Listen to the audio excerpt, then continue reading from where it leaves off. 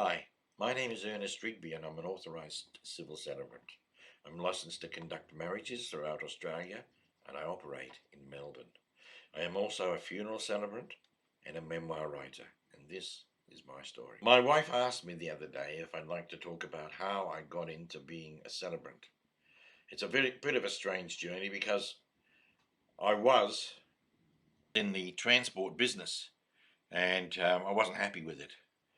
And I just joined a Rotary Club, and the people at the Rotary Club told me that I had to make a speech. Now, I'd never spoken publicly before in my life, and it really frightened me.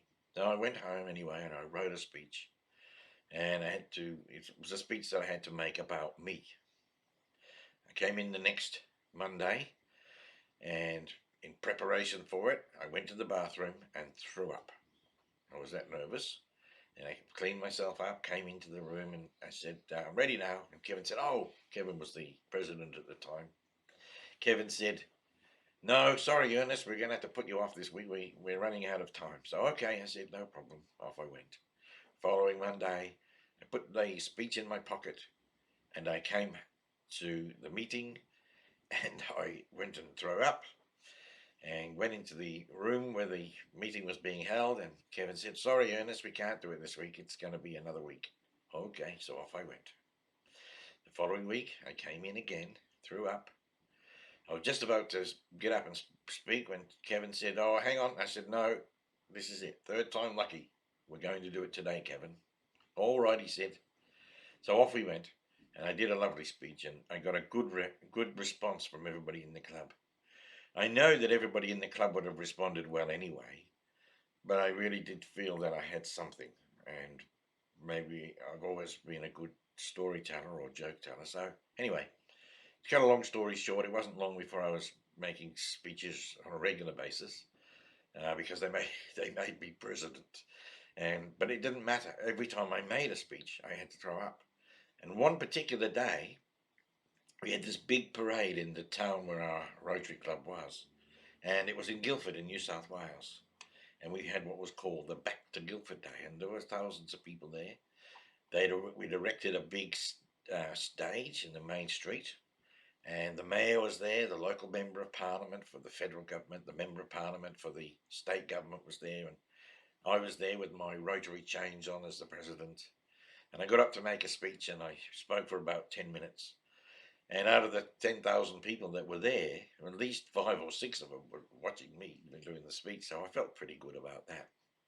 When I sat down, the mayor said, your fly's been undone since you started. Anyway, we got through that, so it was okay. I came to Melbourne to live, and I had enough. I was really getting very tired of doing this, organising men and going to see clients. So I thought, I've got to do something else. I've got to do something else. What can I do? I was driving along, and I heard an advertisement for a company called Memoirs Foundation. And this is a company, a very small company, that helps people to write and publish their own books. And I thought, that sounds something like I could do. I'd had a bit of experience writing, and they made me the district editor of the newsletter at Rotary, as well as for many years I was the bulletin editor. So I had a bit of a natural flair for writing. And I rang this fellow up, and his name was Arnold Bonnet, or Bonnet, and he took me in and showed me how to write and gave me some clients, and I wrote a few books. And of course, he went through with a bit of a red marking pen and corrected everything.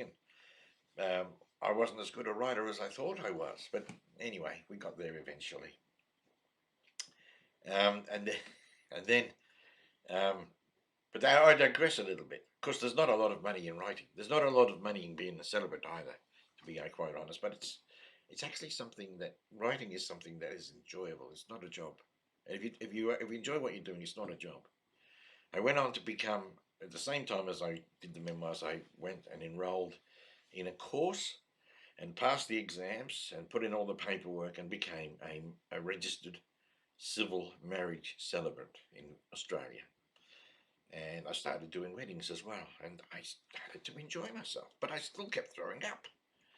And this went on for at least 100 weddings, and then all of a sudden I said, "No, I'm not going to throw up anymore," and I haven't since. And it must be I must be a lot more confident now. But in the meantime, 2009 is when I became a civil celebrant, and it was 2015 when I received a phone call from a funeral director who asked me if I'd like to do a funeral. He was stuck and needed someone, which very rarely happens in this business because it's a difficult thing to get in with a funeral director because they like to keep the celebrants they have become part of the family, and I've certainly become part of this fellow's family over the years. I went in and did a funeral. He gave me this client's details. I rung them up as their husband had passed away, and I sat with the family, and I couldn't believe it. I sat there and I brought them all together, the wife, the children, some of the grandchildren were there, and we just started having a talk about the man that passed away. And all of a sudden, I realised that I got these people have been sitting around for the couple of days and not speaking to each other because they're in shock, obviously. But now I've been able to bring them together, and just by asking a few questions, I've got them laughing. I've got them telling the funny stories of Granddad, and the wife is telling me how she met him and how he proposed and what sort of silly things that they did when they were young, and became quite animated. I was able to write a beautiful service.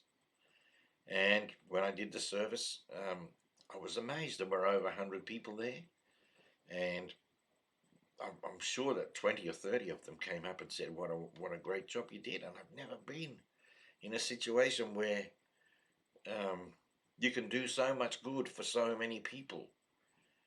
And I've also come to realize that everyone that I've met in the funeral industry is completely devoted to what they're doing. There is such a great amount of empathy, kindness, and understanding that emanates from these people, and I'm so proud to be a part of it. The funeral director that I work with told me that when he's dressing a body, and that sounds, when he's working with, and he doesn't call it that, he says, when I'm working with a client, I always talk to them. I don't just lift up their arms and put their shirt on. I say, "Excuse me, Fred, I'm just going to lift up your arms now, and I'm going to put your arm into this sleeve, and I don't want to make you feel uncomfortable."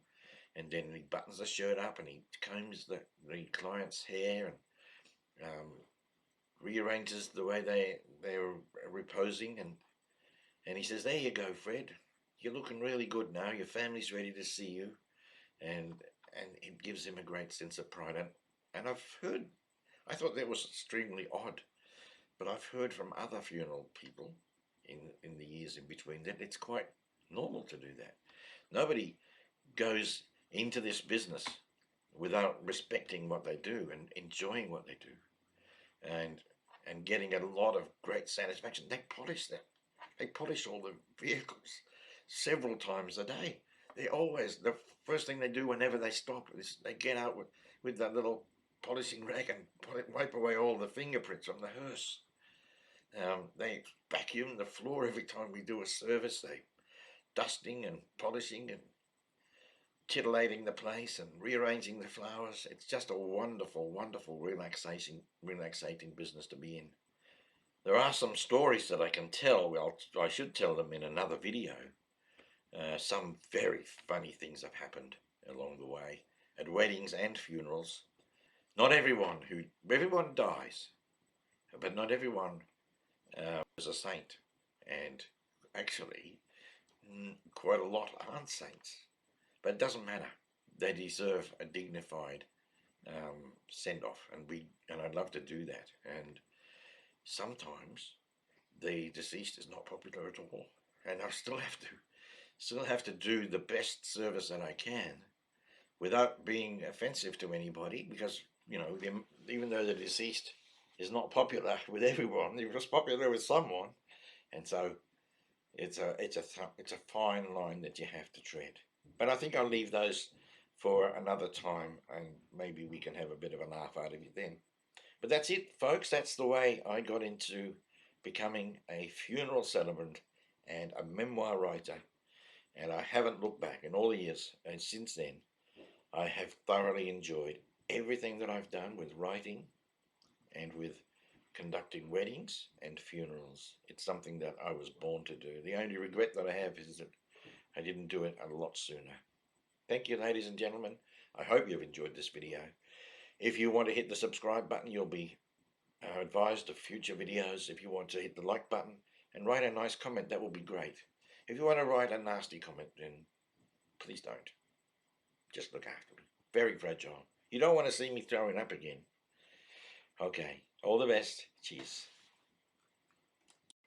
If there's anything that you in particular would like me to talk about, please put that in the comments. Ask me, and if I can do it, I will. And there are some funny things that have happened. I probably have enough to write a book. Perhaps one day I will. But maybe I'll serialize it on this YouTube channel. We'll see. I hope you enjoy it. All my very best. Thank you.